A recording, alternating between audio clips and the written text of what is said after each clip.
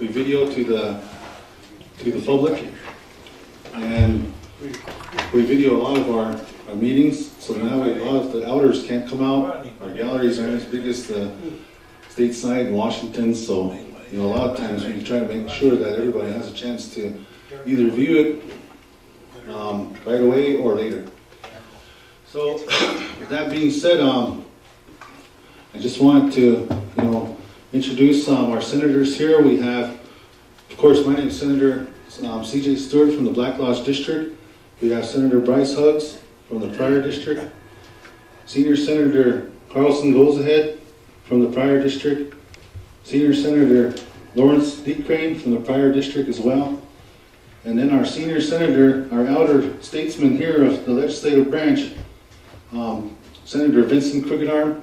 He's been here at the turn of the 2001 Crow Constitution.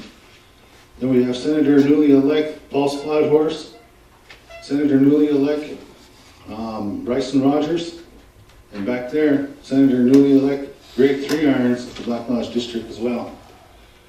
Over here we have Senator Paul Hill, newly elect, and over here we have Senator Brandon Goodluck of the Waiala District. Paul is from Reno District. They're both newly elected. So with that being said, I want to introduce you to the podium and possibly give a good talk, and then we'll probably go into a Q&A and whatever photo ops are necessary, and then we'll probably Q&A from the public. So at this time, give a round of applause for Congressman Steve Daines. Appreciate it. Well, thanks, CJ, and I heard the name Deepcrane over here. Big stuff back over there. So I assume is that Charles? Yeah. Is that a grandson or a son? Yeah, as many of you know, at the President's State of the Union address, I'm allowed one gallery pass, and my wife was not able to come back to Washington. Bozeman is home, so after I got elected, we weren't going to move the family back there. We have 4 kids and a daughter that's still in high school, so she couldn't come back, and so we were able to get Charles Deepcrane there, and he walked all the way from my office there across Capitol Hill up to that gallery, and was proud to have him as my guest for. I'm bragging about your dad. Was my guest there at the State of the Union address, which is a very honor. What a tough Montana cowboy with a real tender heart. Very proud to have him as a veteran be my guest. Some of you know a little bit of the history that goes back for me with the old Kyle family. And I remember when I was first elected to Congress, one of the first tribes I met with was the Crow tribe when Darren came into my office, and he said, "My name's Darren Old Coyote, I'm the new tribal chairman." And I said, "My name's Steve Daines, I'm the new congressman." And he said, I asked him, were you related to the Old Coyotes that lived on South Bozeman a long time ago back in the 1960s? Because they lived about 4 doors down from our family. And that would be, Darren's cousin Rachel, Old Coyote, who lives in Billings now. We walked to Longfellow School together. And the Old Coyotes, of course, and their heritage as Crow Talkers there too, the Crow Code Talkers, was the beginning, I think, of a relationship that starts with some trust. And I was so truly impressed when I asked about what your priorities were here, and about economic growth and jobs, about the focus on natural resource development, on these issues of sovereignty and control over your resources versus battling the federal government. These are battles that we face in Washington all the time. And unfortunately, I think we see a Washington, D.C. that seeks to become increasingly more powerful and removing that power and these rights from the people who I believe own them and should control it. Who was back when we had Ambassador Dermer go back to my office from Israel? Who came back? We had some folks from here. We had both Paul Hill and Brandon Goodluck. Right. Yeah. And I just want to thank you for coming back. That was a very special moment to the credit of the leadership here, where I think that meant a lot to Ambassador Dermer, and it meant a lot to Prime Minister Netanyahu. And you think about the parallels between the fight and the battle that Israel has for sovereignty, for economic integrity, for geographic integrity, and the battles that we face in Indian country as well. And so really a credit to you all. It was very, I know, touching and appreciated by the government of Israel that here we have Montana, which seems like a long ways away from anywhere to most back in D.C., out here in the Crow country of Salaga, that we have people standing for some of the same values that Israel stands for in the same fight. I will not forget that day when we joined, and the prayers that were offered as well. The heartfelt prayers that came about. And here these guys are on their iPhones and they're looking at passages in Genesis, and they're out reading these promises about those who are a blessing to Israel will be blessed. And it was a very special time. So I commend you all for your leadership there, and I also commend you for serving in elective office. Thank you for giving up your time. You could be spending it with your families or in your businesses, and you're serving your people.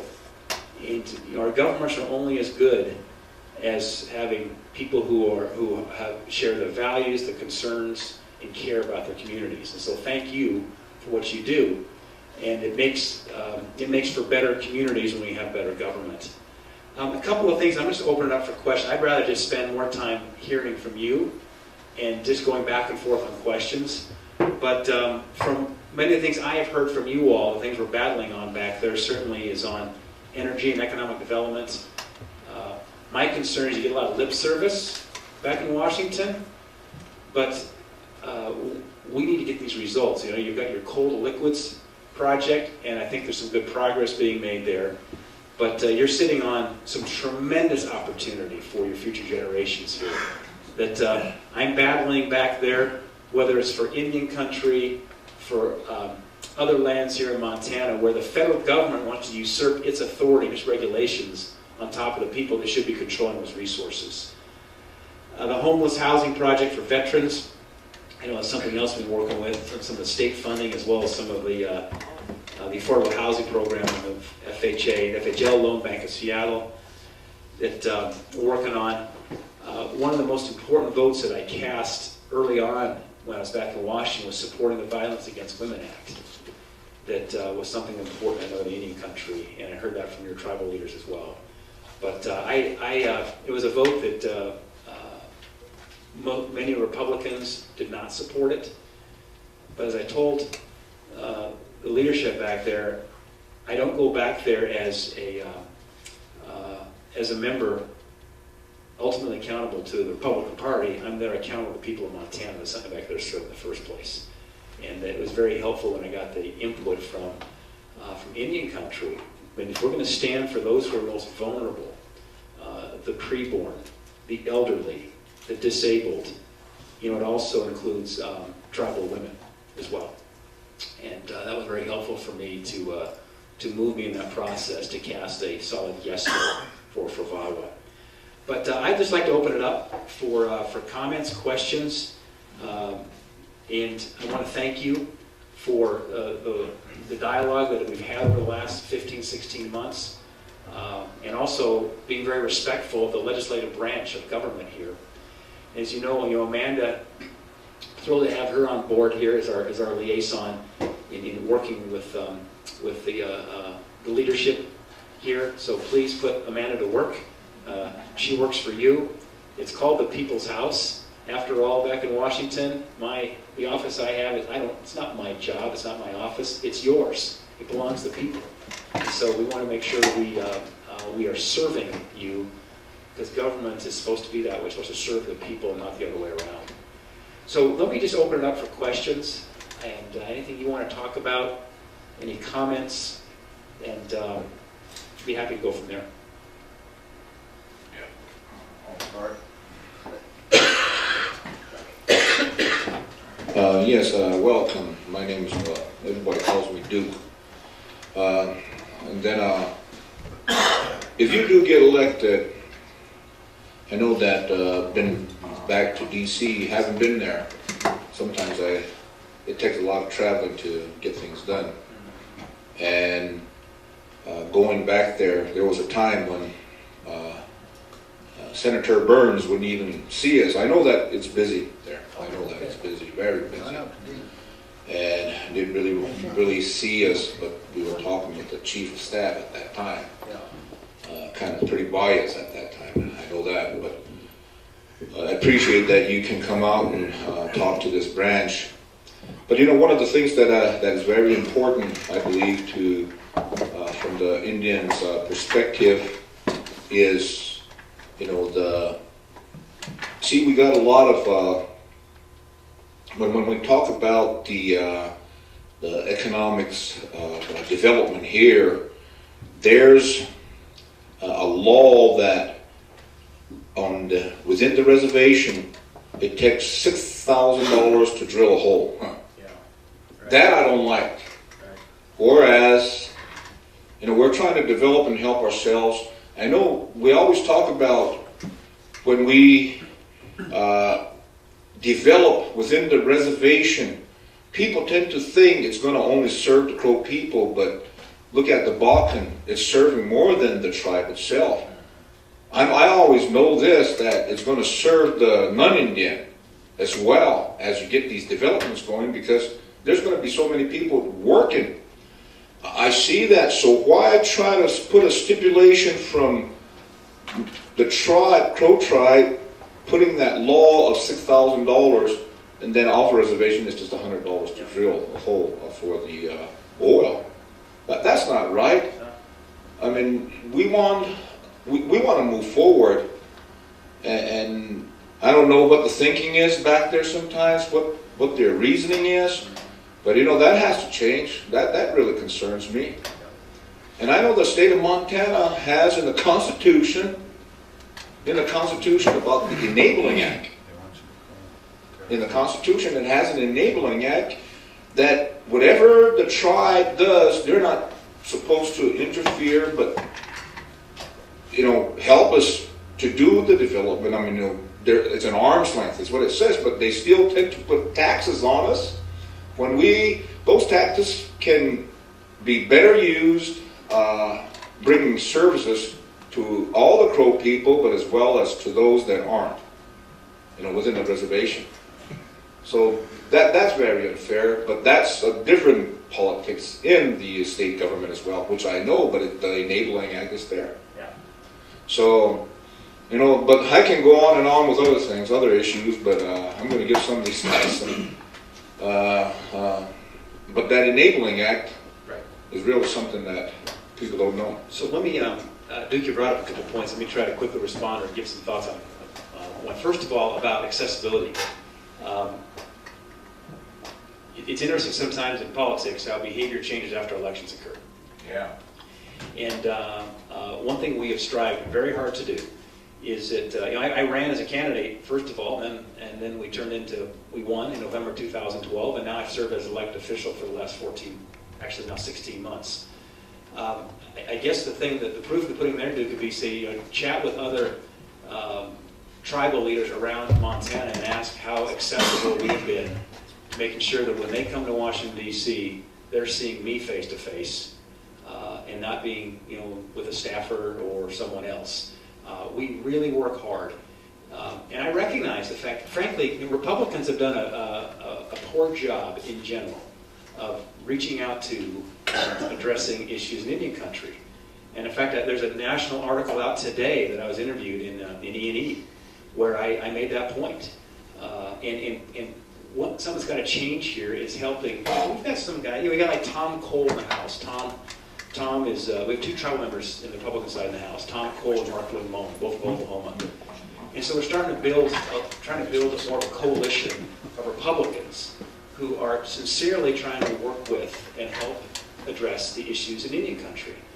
And so the last 16 months, I think we've probably done a better job. We've got a lot of work to do, but I think if you kind of checked how my calendar's been, and accessibility. We're really trying to work hard, and the reality of this job is about for every 3 invitations you get for a meeting, your schedule is allowed to take 1.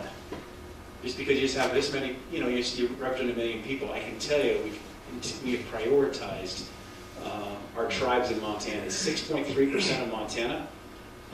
We've been battling on a number of the tribal issues out in front, like the Little Shell Tribe recognition, the Native War Memorial Act, and so forth. But importantly, it's accessibility. Tomorrow morning, I'm having breakfast with Darren back in Bozeman. We're going to have breakfast at Perkins together. So I got a lot of work to do better, but I think we've gotten off to a pretty good start to make sure that our actions match up with the rhetoric during the campaign. Second, on these drilling, these permit costs, that's been a subject of hearings. We've addressed it in the Natural Resources Committee, and we want to get to the bottom of that around why is there a discrepancy between a $6,000 number here in Indian country here versus if you're on off the reservation, and that we are working to address that in the Natural Resources Committee and working with the BLM, because it doesn't make any sense to that point. So we've had an earful on the issue, not just from Crow Country, but also up north. Third, on energy. I believe that energy is probably our single greatest opportunity we have in this country for economic growth and development of any other choice at the moment, in terms of trillions of dollars of opportunities for jobs, for tax revenues, importantly for national security and energy, not just independence, but exports as well. Just like in agriculture, where Montana was able to feed itself, and then Montana starts feeding the nation, and Montana now is feeding the world in terms of a breadbasket for our country. We have that same opportunity in energy, in coal, oil, and natural gas. And I think as we look at our kids and our grandkids, the idea that we won't have to worry about that oil tanker coming out of the Persian Gulf, and we don't care anymore if it turns left or right on the Strait of Hormuz, whether it's coming to America or not, we won't care anymore because we are energy independent. What that means for national security, look what's going on in the Ukraine with Putin right now and so forth. We can keep our men and women home here, our fighting forces, don't have to be worrying about maybe losing control of the Middle East because of energy. I think that's a really important goal this nation needs to achieve, and we can do it. I think the greatest threat right now are organizations like the EPA and some of these policies, frankly, coming out of the White House, are threats right now to energy independence.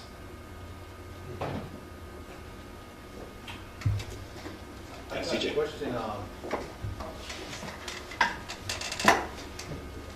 I got a question, and I brought this up last time, and I'm not fond of this this Obamacare they're talking about, and just for the simple fact that nothing against the intentions of the President of the United States trying to provide health care for everybody, but it's not necessarily a provision.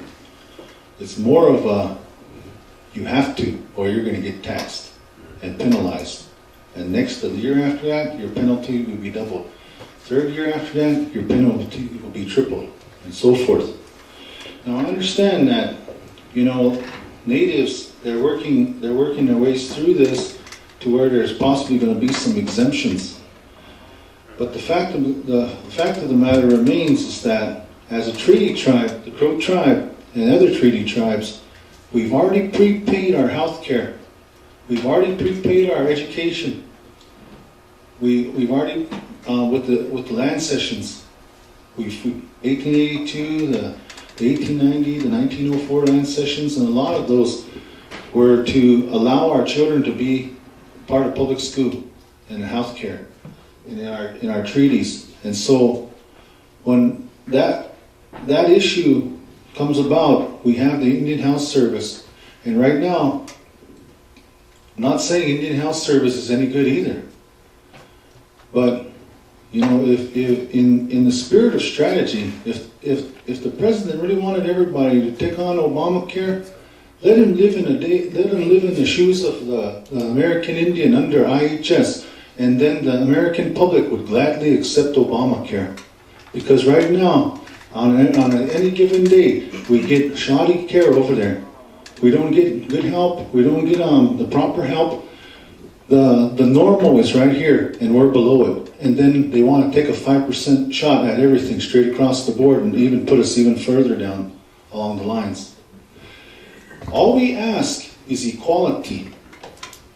When your U.S. Constitution, and I'm sure you put your hand on it and you swore to uphold it, that every man should be equal. Now, why is it that Native Americans were the only race, ethnic race, on God's green earth that were measured by blood quantum like horses, dogs, and Indians?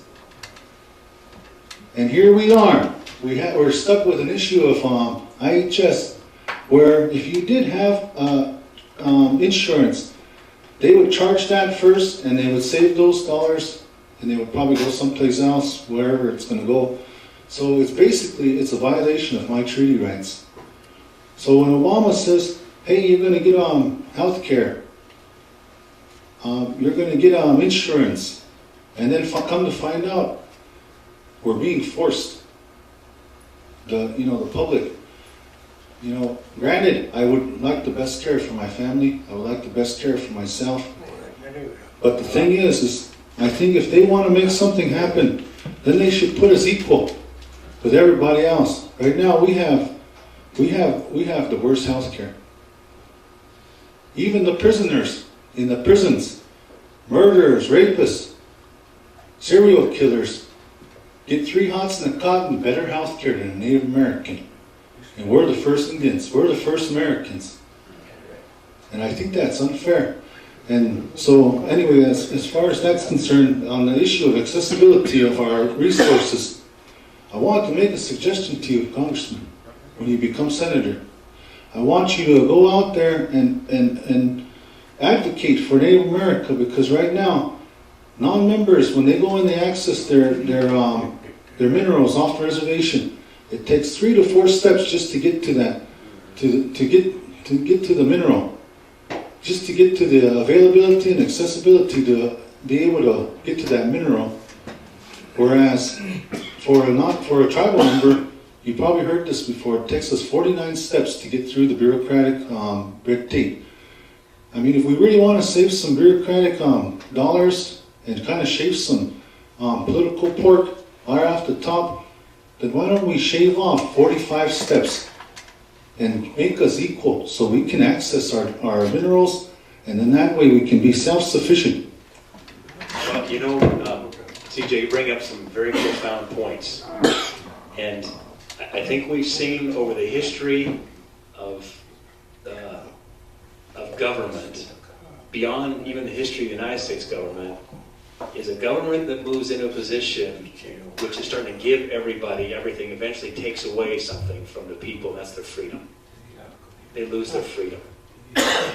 And I think on the issue of Obamacare, what concerns me the most, and we're talking, we discussed about the costs and the availability and the accessibility and the inefficiencies and the website and the security issues.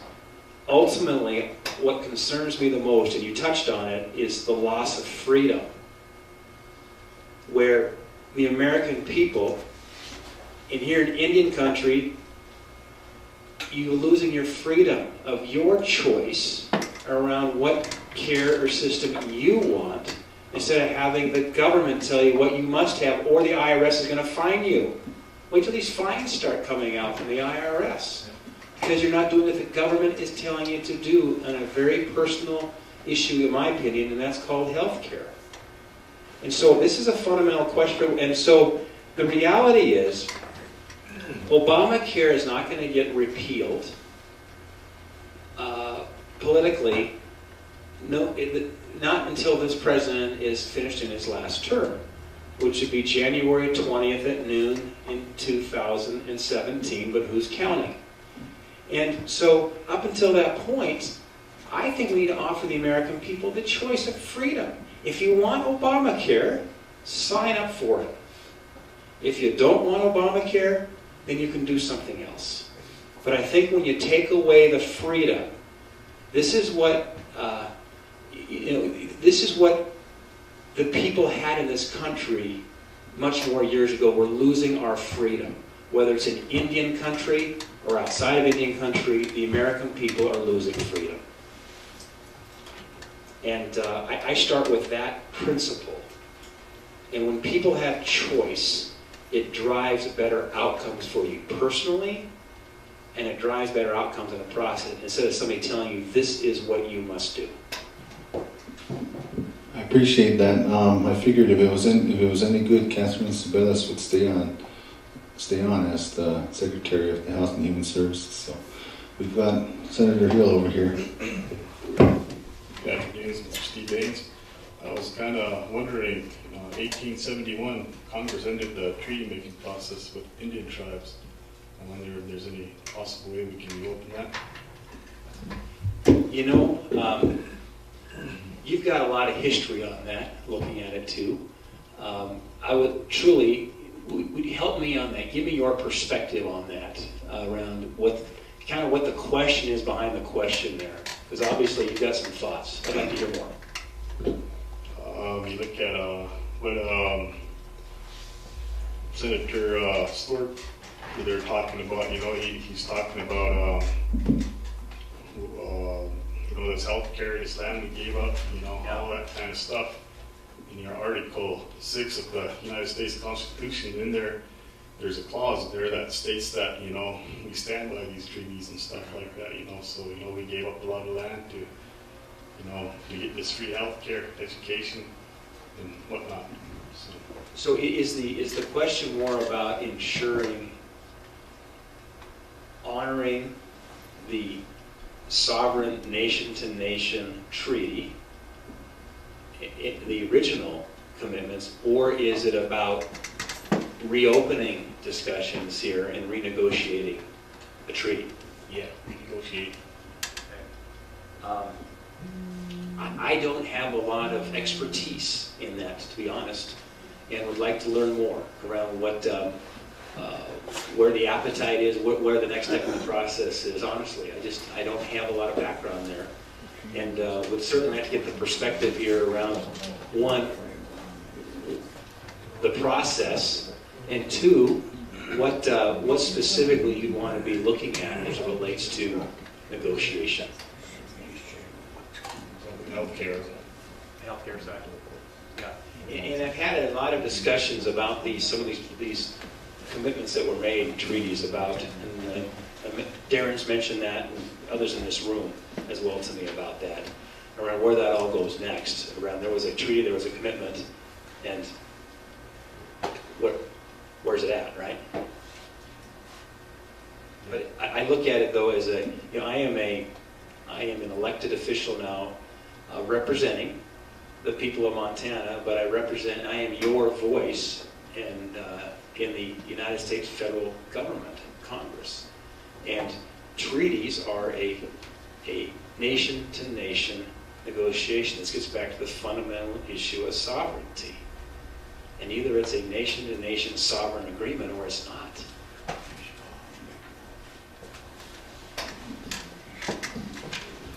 We have more questions? Yeah, question over here. Senator, good luck. Mr. Daines, welcome. Good to be here. Welcome to Crow Country. Thanks. I'm just saying, when you win and you get in there, you can't forget about the Crow people. And when you get in there, you should sponsor a bill to upgrade Indian healthcare. Allocate more funding into dental, surgery, things like that. Healthcare, that's one thing that we really struggle on the reservation is healthcare. If there's any type of bill you could sponsor and get passed, is to allocate more funding for the Indian Health Service. Thanks for that comment. A couple of things too. we've been digging into some of these issues in Crow Country. You recall the one with the water project with the Bureau of Reclamation. And again, I guess I found out the other day that there are 75 freshman members in Congress that I serve with. There's 40 Democrats and 35 Republicans. And one day, this Google alert popped up in my email, and it mentioned that there's a website called GovTrack. It tracks everything that a congressman or woman does, every vote, whether your voting percentages. I mean, it's pages and pages of reports.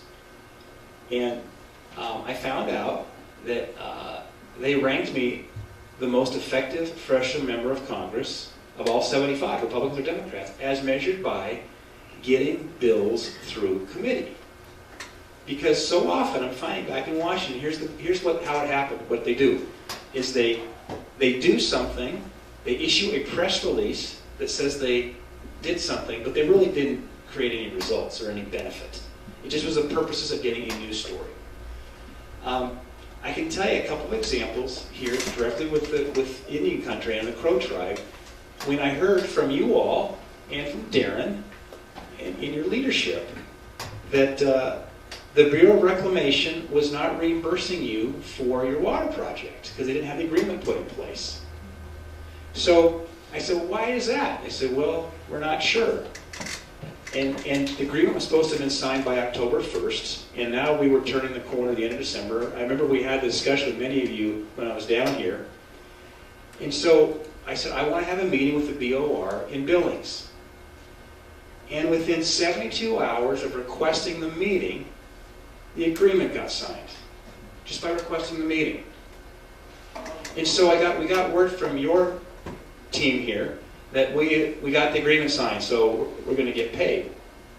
I said, well, that's still not good enough. I want to know why. And so I want to have that meeting. So I came to Billings, and we had the meeting with the BOR, and I want to understand how we're not going to repeat the same mistake next year, because you have to re-sign another agreement. And I said, the fiscal year ends on September 30th. That's not a surprise. Everybody knows right now September 30th is the end of the federal fiscal year. I said, we need to have this agreement done 1 month before that. So I want it done by September 1st. And the BOR is going like this. And I said, how long does it take to get the agreement negotiated? And they said about 4 months. So we said, okay. If we want it on September 1, that's August, July, June, May. So can we agree that we will begin this process on May 1, which, by the way, is now just 3 weeks away. The point is, you'll find that when I take to-dos on that, it's not just about coming down here to tell you what you always want to hear, but try to actually get something done to fix it. And we found out the reason they were slow rolling it is because there were some challenges, I know, in other parts of the state right now. And they kind of lumped everybody together with some of these other challenges in Montana. I'll leave it at that. And we got that fixed. The other issue we're working on right now is with the fact that you don't have all of your law enforcement personnel hired and filled according to budgets.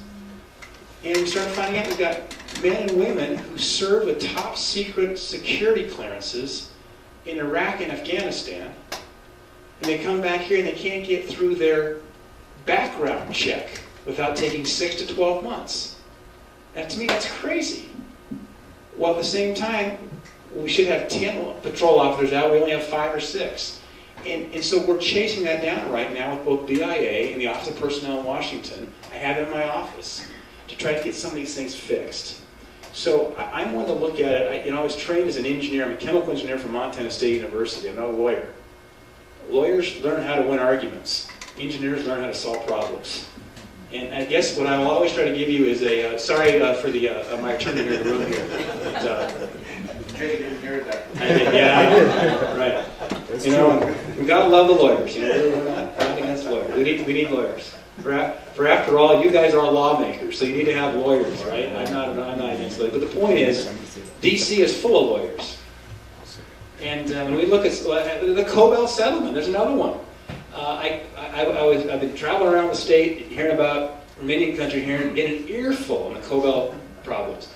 And you know that Cobell, that clock is ticking. That's a 10-year agreement.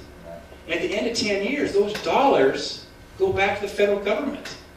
So what incentive is there for the federal government to want to move quickly through the Cobell when that $1.9 billion would go back to the government if they don't get these transactions between the fractionated country? So I asked for a hearing, and guess what we had last week? We actually had two, we had Mr. Azure come from Fort Belknap and testified for us about the Cobell, around what's going on there. So my point is, when we see a problem, I'm going to try to solve it. I'm giving you a long answer to your relatively short question. But as I come back now to Indian Health Services, what I will ask is an honest discussion about what's wrong with it and how do we make it better.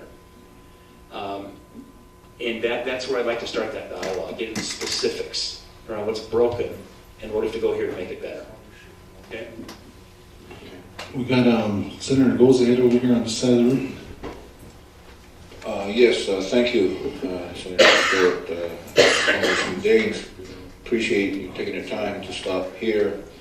As we were talking, especially with the questions of the Indian Health Service, on the indirect costs, and I went to a couple of indirect cost trainings, and it was like the second time when the light came on, hearing things for the second time. And a lot of people don't understand this, and I'm going to go back to the treaties where we had to give up land in order for education, for health care, and all this, and so that's all I believe. We gave them a lot to have this health care, and I know a lot of that the government hasn't really kept their promises. It's a lot of broken treaties and that. It's a rhetoric, but it's true. It really is. We gave them a lot of land, and there's a lot of minerals that that don't even come to try it. But saying that with the Indian Health, the 50% rule is what I found out. So my forefathers, in order for them to give up those 100 million acres to the current 2.4 million, they came to the chief. Washington, D.C. came and negotiated. They didn't come through a 50% rule where money is allocated to Indian country, appropriated, and then the 50% rule, the indirect cost, Rockville, Maryland, gets their share of the money that was appropriated to each tribe. That's what I found out, but that's something that really needs to be changed. So Rockville, Maryland gets their share, then it hits our regional in Billings, and then by the time it gets to our hospital here, they use an analogy as that out of $1 when it goes to the Rockville, when it hits the regional, and only 25 cents of that dollar goes to our tribe. Instead of going all through the bureaucratic red tape, we need a law where it's coming directly to the tribes. Yeah. So I think that this gets to the heart, Senator, that maybe the question I was kind of following up is is the answer going to be, let's just keep adding more funding and more funding and more funding to IHS? Does that really solve the problem? And you just brought up a point, when you start peeling this back, if 75 cents on the dollar, listening to the numbers you just shared, are really going through the bureaucracy, and only 25 cents is getting back to the people that really need it, throwing more money at it is not necessarily fixing the problem. And so that is why if we're going to try to fundamentally change the way these systems operate, just going back to Washington during election season and saying, let's go put more money on it for the sake of getting more votes, and then we're going to end up 2 years from now with the same broken systems, to me, is not going to be making progress. When a nation is staring at $17.5 trillion of debt, inability to even fund military right now in area is, and we're on a path right now that is not sustainable. And so I think we've got to go attack some of these issues around why is it that 75 cents is not getting down to people that need it? Because even if you've kept funding flat, and I'm not suggesting there aren't times you may still increase funding, but my point is, let's go look at what some of these root cause problems are, because otherwise your children are going to be sitting in the same room a generation from now with these same bureaucratic bloated processes, but you know what, they're going to be worse because the government is growing more bloated and bureaucratic, not less bloated and less bureaucratic. Until we attack that, I'm not sure we're ever going to get out of this hole that we're in right now. Got one more question, and that was, and that's the, he's not here today, Senator Bergenground, but I know that he's been working diligently on the Indian Health Service about, he asked me the question, and some of the senators in here, is about having an investigation into the regional here in Billings, because some of the money, the dollars that should be coming here, I'm going to specifically name, the Blackfeet, they have the Blackfeet leadership there, and they really did, and this is a resolution that he's going to be introducing here probably next week. It's a resolution of the Crow Tribal Legislature to call upon Montana's congressional delegation to take all necessary and proper measures to investigate the Billings area office of the Indian Health Service. So that's going to be coming forth from the branch here. Well, thank you. And something that you all know as legislators, your legislative body has two important responsibilities. One is law, making the law, but the second is oversight. And in Washington, I serve on 3 committees. I serve on Natural Resources, of which Indian Affairs Subcommittee is part of Natural Resources. Don Young's the chairman of that committee. I'm on that committee. I'm on the Homeland Security Committee, and I'm on Transportation and Infrastructure.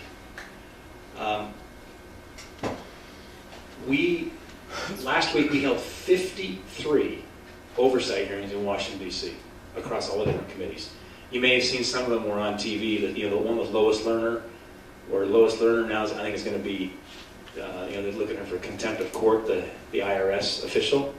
Those are the oversight hearings where we take a look at agencies that, whether it's abusing power or it's wasting money. That the whole Cobell hearing was an oversight hearing. So I welcome that memo and that resolution, and I'd be happy to go back and work that with the committee and see if it warranted any kind of a hearing there, if it requires investigation by a congressional subcommittee. Okay? Because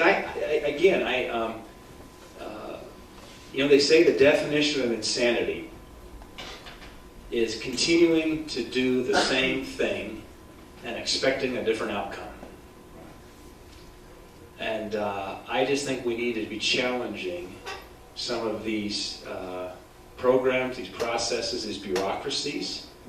And they may have started out well-intentioned with good results, but I think we all question the results we're seeing from a lot of the way that the dollars come in at the beginning of these processes and the dollars that get out ultimately the people that need the help.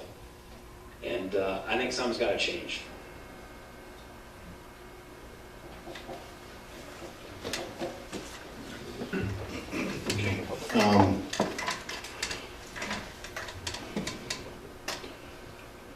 We kind of, one of the questions from the group here is that the encouragement of Indian businesses and how, because right now we have agreements made with the Secretary of State and with the Uniform Commercial Codes, the Solid Gas Secure Transaction Act, the Finance Protection Procedures Act.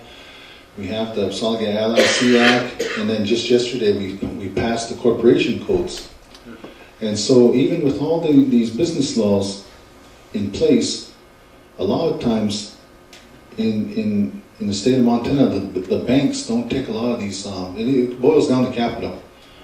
And as a businessman, I know you understand what I'm talking about, because a lot of the companies that try to get off the ground here, they're being discouraged. And that's why they try to move forward, and it's kind of sad that in Indian country, a non-member can come onto a piece of land, and based on a lease, on a leasehold interest for a home site or agricultural lease, they can go to the bank and receive funding and tractors, homes, landscaping, the works. Whereas the landowner themselves, not a lease, but landowner, cannot receive anything to that effect to even build themselves up. So then that way we would have opportunity. And so that's something that I believe some of the members of the public would like to hear you address. So. Sure. Well, it's think about ultimately, it's just about a question of freedom too. The ability to start a business, to be empowered, to drive that on your own merit. I think it's going to be key in terms of how you create economic growth, development, and jobs. You're getting to the core of that we just described there. Having a number of discussions with different lending institutions, banks, looking at the issues of capital and credit. I tell you, I started this morning with a quiet conversation with a gentleman in Billings about they're very, very concerned about this regulatory environment in our small banks in terms of capital creation, be able to transact loans to help small business get started up. And the engine is starving right now. And that is the core. You look at where most of the jobs and economic growth comes from small businesses. So I'd like to look at some specific examples that you might have, CJ, here, that relates to what's going on in Crow country. Yeah. And really, my favorite thing to do is to take away an action item list. We're going to get 3 or 4 or 5 things here. We say with some specifics that will work with our billing staff and our DC staff, Mega Marino back there in Washington, and dig into these things. Because again, my goal is not just have a surface discussion on it. Let's get into some of the specifics and find out: is this a people issue? Is it a personnel problem? Or is it a policy problem? And we're finding out that oftentimes it's both. And sometimes you have to change the whole process. I just want to make one suggestion. I don't know if it's has already been done, and if it has, it hasn't been reflected and conveyed to Indian country. Yep. Through SBA or whatever means is possible there. But right now, as it is, tribal members they call it the 184 mortgage, where HUD will reach down and basically give banking institution, financial institution the ability to give the tribal member a mortgage on trust land, and HUD will cover them if default ever occurred. And of course, credit and everything, it still applies. Yep. And so I wanted to make a suggestion that maybe in the event that, like with tribal members trying to start corporations and businesses, that maybe that needs to occur, although it's kind of sad to say that we have to go to those extremes to have the government at least guarantee these loans in the case of default. But if that's the case, then I think maybe that's something that should be reflected, because I do have a 184 mortgage on a home, and I wasn't able to get a conventional mortgage on trust land, and unless I was to flip that back into fee, which I don't want to and I shouldn't have to. So maybe that's something. Okay. Worth take that as a note, and we may have a couple of examples, and you may have one yourself to kind of look at and poke around on a little bit too, but we'll take that as a do. Yeah. I guess are we pretty much. You have a question? Yeah, Go ahead. that's a question. See, I shouldn't have insulted the lawyers here. Well, Last word. my friend Pat Hill tells me that he'd rather go into court with a lawyer than an engineer. Keep that in mind. Depends on whose side you're on. Maybe it's the lawyer against the engineer, but No, you're right. You wouldn't want to hire me in court. That's right. Oh, quick disclaimer, I'm not a Republican, I'm not a Democrat, I'm an independent, so everybody gets a tough question. No, yeah. First and foremost, I'm an American, I'm a Pro-Indian. Senator John Tester stood exactly where you're standing. I stood where I was standing here before the legislature and asked him a question, and I hope your answer is a little better. Well, what I asked him was whether or not he would repeal or support the repeal of the McCarran Amendment. And that was legislation passed by Congress at the midnight hour. It was an amendment to a Justice Department Appropriation Act, Senator McCarran of Nevada, 1952. It waived federal sovereign immunity in state court for the adjudication of federal reserved water rights. The courts later held through lots of litigation, ironic that a Justice Department Appropriations Act would have cost the federal government so much money. In litigation, that applies to reserved Indian water rights. You end up in state court as a result. Would you support the repeal of the McCarran Amendment? If so, explain how you're going to do it. If not, why not? Yeah. I'm going to give you an honest answer. I don't know. It's Senator Tester's answer. Yeah, no, it is, but you know what I mean? But it's just, but I truly would want to engage and find out more. I still don't. And I'm one who will look at something like this, truly, and you want to hear, you know, the arguments on this, on both sides on it. I just don't have the expertise to give you a yes or no on it. It's a very complex issue, but there's probably a very compelling and clear principle that cuts through all of that. It's probably where I'm hearing from the question. As we're working on some of these compacts and settlements, my honest answer would be, I don't know.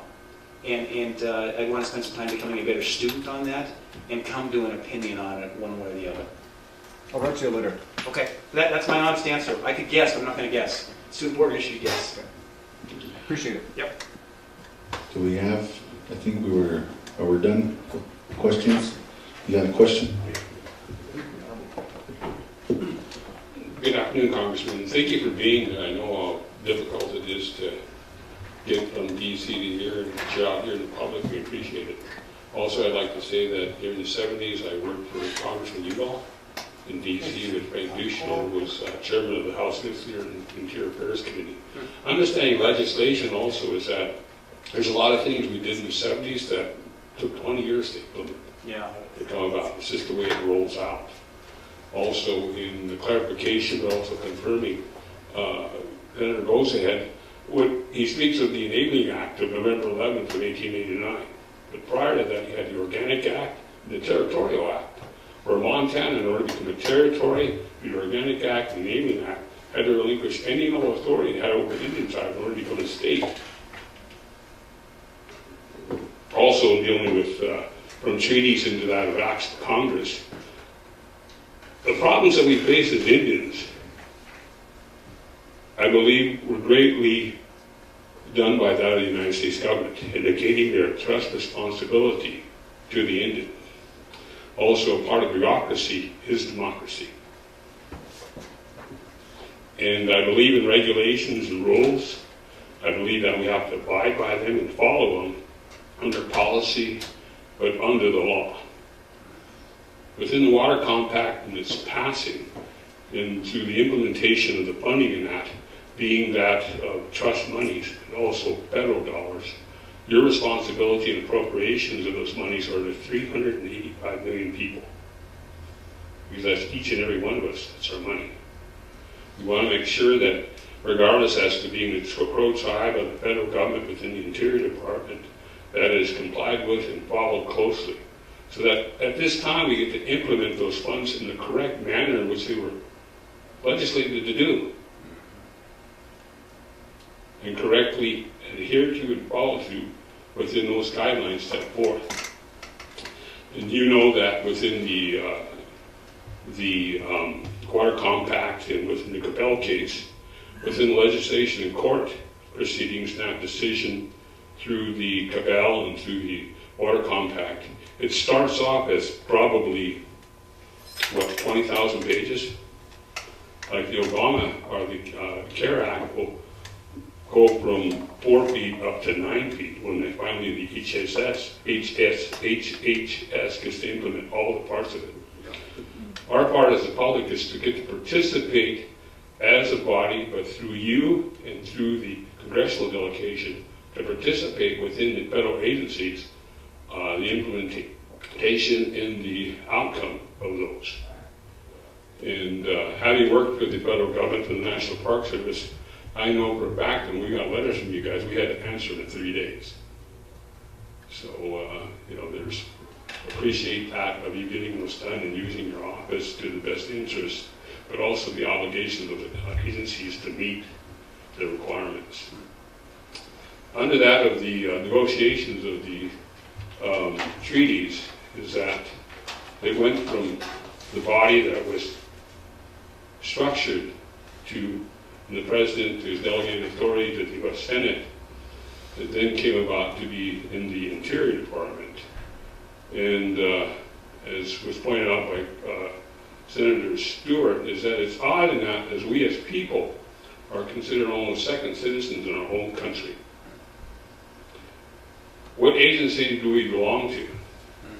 Bureau of Indian Affairs, what agency of the government is that? Department of Interior. Those are national parks, wildlife, those are animals. It's hard to grasp that a country that gives so much to the world negates its own people.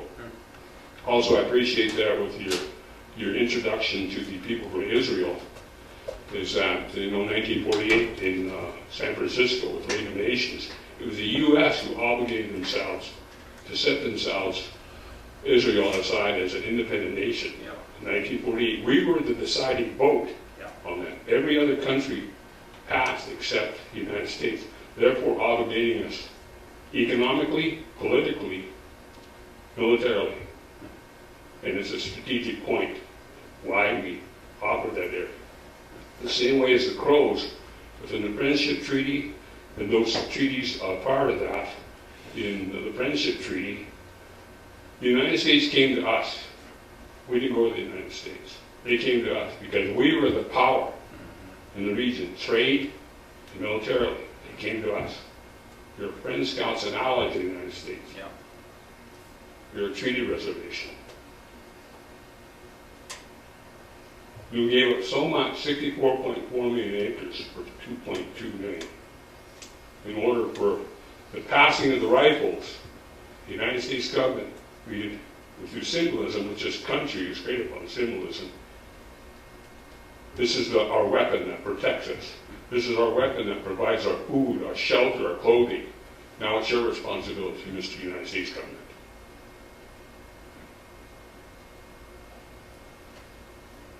When I talk to you not in facts, figures, and numbers, I talk to you spiritually. And that is a difficult thing to argue with. But I thank you for being here, for your time, and for your caring, and for your way of cutting through what's been there in D.C. And in hopes that you become a U.S. Senator, that so many of our congressional delegations and representatives, I call it the Potomac Baptismal. They cross the Potomac and they forget about us, bought and paid for by corporate industrial America. And that's the whole cold hard fact of this country. So I thank you. Have a safe trip and a very good campaign. Thanks. Thank you for that very poignant speech. To build on an even more recent relevant example that you just mentioned about Israel, if you watch what happened in Congress about 2 weeks ago, we passed a bill approving aid for the Ukraine. Now, why did we do that? Because back in the 90s, Ukraine gave up some of its nuclear and military capabilities in pursuit of peace. You see the parallel where we're going here.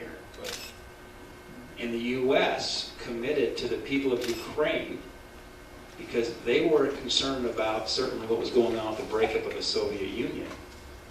And the U.S. committed to protecting Ukraine's sovereignty and their right to exist as a country. And so when this bill came to the floor about foreign aid for Ukraine after what Putin has been doing with Crimea, that argument was made on the House floor around why it was right for the U.S. Congress to stand with Ukraine because of the commitment. It wasn't a treaty, I don't think, but it was a commitment made to protect their sovereignty. And so yet here's one more example of our government that's being held accountable as it should for a commitment it made to the people in exchange for relinquishing some weapons. So it's, when you were describing that, I said, we just had this discussion in Congress 2 weeks ago as it dealt with Ukraine. I appreciate your time. I know you have a busy schedule, and I know you kind of gave some time to come over and speak with the legislative branch, and I appreciate that. We all appreciate that.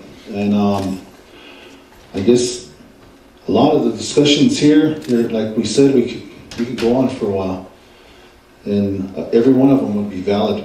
Every one of them would be an issue. You know, IHS, my mom was misdiagnosed at the young age of 47. She passed away. And so I have, it's an issue near and dear to my heart. There's a lot of those issues like that here on the reservation. And, you know, like you mentioned with Mr. Charlie D. Crane, Lawrence's father, you know, World War II veteran, you know. Prime example, you look at 1825, the Friendship Treaty. At that time, we agreed that we'll back up Uncle Sam if they back us up. And to this day, we have all those we have the record that prove it. All of our ancestors, and even to this day, sons and daughters are still in Iraq and Afghanistan holding up to that Friendship Treaty that we said we'd do with Uncle Sam. And all we ask is that Uncle Sam turns around and abides by what he said he's going to do for us. And we've never broke that. And our people we have the highest record of Native Americans in military. And so, I believe I know you instrumented a lot of that over in DC with the recognition of the code talkers and the different things of that nature. And I appreciate that. You know, all the things that are going on, you know, I brought it out to some of the folks that asked me about, you know, I'm not necessarily, doesn't matter, you know, a lot of people don't think Native America matters, but I'll tell you something. I don't know who Walsh is, and I'm just going to say that straight up. He's never come here, but every time you've come here, you've given us your time, and I appreciate that.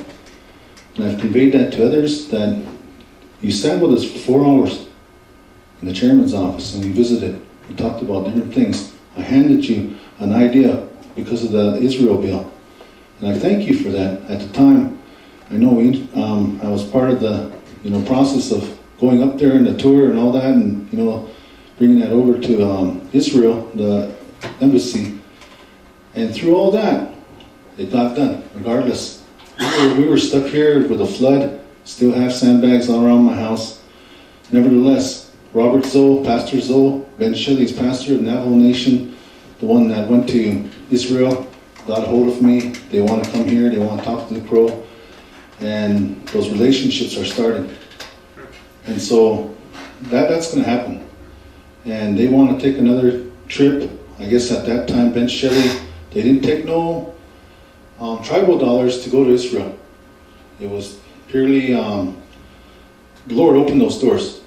And they made a trip over there, and they got to meet with Israel and their people. And I understand, I know, and I've conveyed it to the rest here, that you went to Israel. And Pat talks about on a spiritual level, you've shared that with us. And I know, I don't need to bring that out here. I know you've shared it with us in confidence, and I know where we stand. And so I knew that the Lord opened that door for someone to bring that forward, so then that way we can get it into the hands of the people that need to get to. And so that's, in our tribal law, I was very fortunate that on the ninth whereas of that joint action resolution, I was able to install that biblical scripture of Genesis 12, 2 and 3. And so I believe that's the only biblical scripture in our law and order code. It's a seed. And it's something that, you know, like everything else, we wish you luck. We ask that you go forward, don't forget us. And I know you won't. I asked Jessica, maybe if you had time to come down here, and you made time. I appreciate that. And so it is. We have some people here. I know it's a Friday. I know there's things going on, but the majority of the legislative branch stayed and they listened to you. So thank you. Well, thanks, Senator Stewart. And let me make a closing remark. Between now and the end of the year, I won't be able to make a meeting with Prime Minister Netanyahu happen in Israel. But because after November of 2014, I'll either be a United States Senator or I'll be back in Montana. I'm no longer be a member of Congress. I'll either be hunting and fishing more back home, or I'll have the honor to serve as a senator in Washington, D.C. representing Montana. But if I am elected by the people of Montana, I would want to take the next step, because Ambassador Dermer offered a visit to Jerusalem to meet Prime Minister Netanyahu. And I have a very good relationship with the Prime Minister. See, I sat across the table from him in August. We had a very long discussion about our national security. And when Prime Minister Netanyahu speaks about his country, the parallels again with what you hear in Indian country, we're hearing from the Crow people. He starts with, his first line is 3,500 years ago, Abraham. The people came to Israel. He says, let the ground speak for itself, because that's the truth and that's the facts. Despite them trying to change history over there, the people of Israel have no claim on their land. But I would hope, I won't make a promise because I can't control it, but I would do everything I can in my abilities to try to arrange a meeting in Jerusalem with Prime Minister Netanyahu. Okay? All right. Thank you. I guess we're going to take some photo ops. We have some members from the public as well as the senators. Maybe we can take one good shot, or however we want to do it.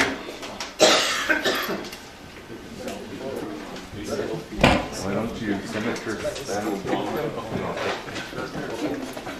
Thank you.